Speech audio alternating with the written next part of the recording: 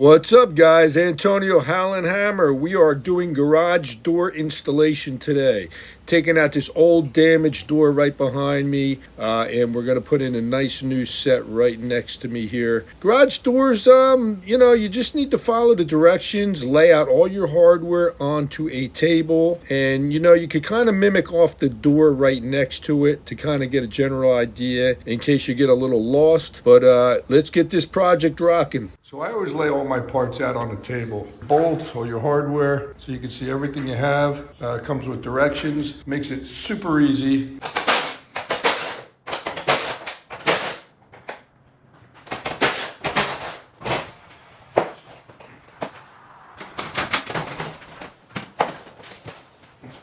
Just set the panels in, follow your directions. You just put your hinges on, you put your wheels in first.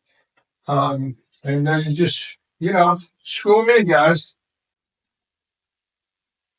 You want to keep everything a little loose until you get the panel in place. Then you can tighten everything down.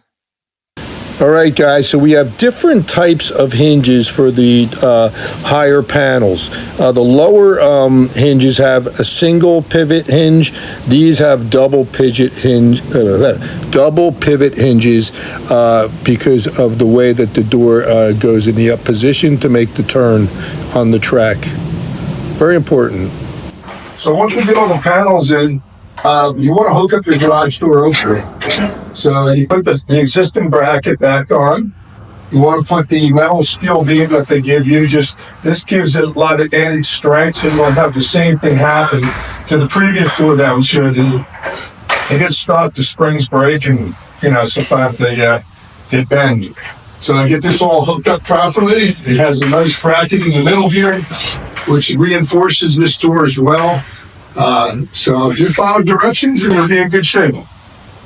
We're going to hook up all the new spring hardware now, and we'll give it a test run.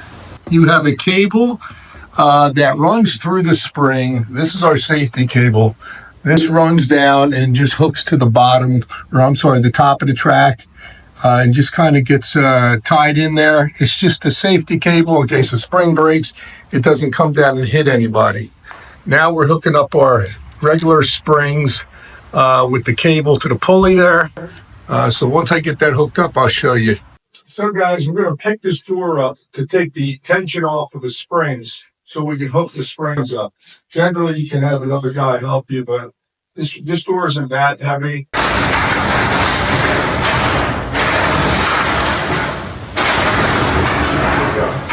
I get a pair of channel locks and just snap them on.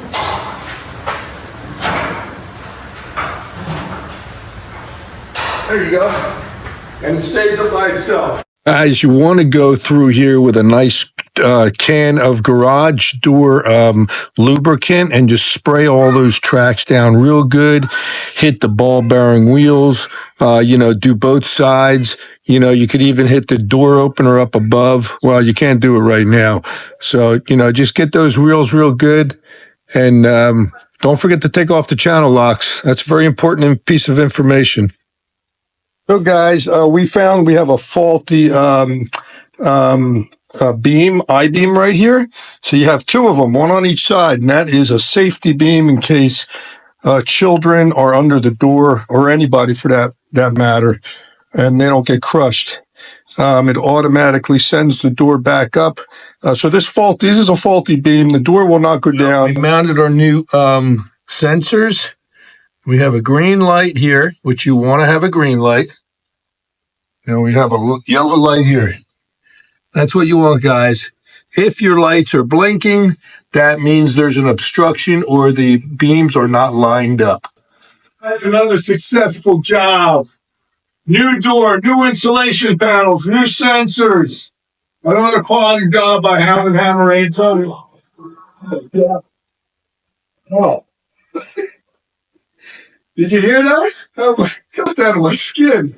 All right, there's a little blooper for you. All right, I got to leave that in because that scared the hell out of me. Anyway, have a great day, guys.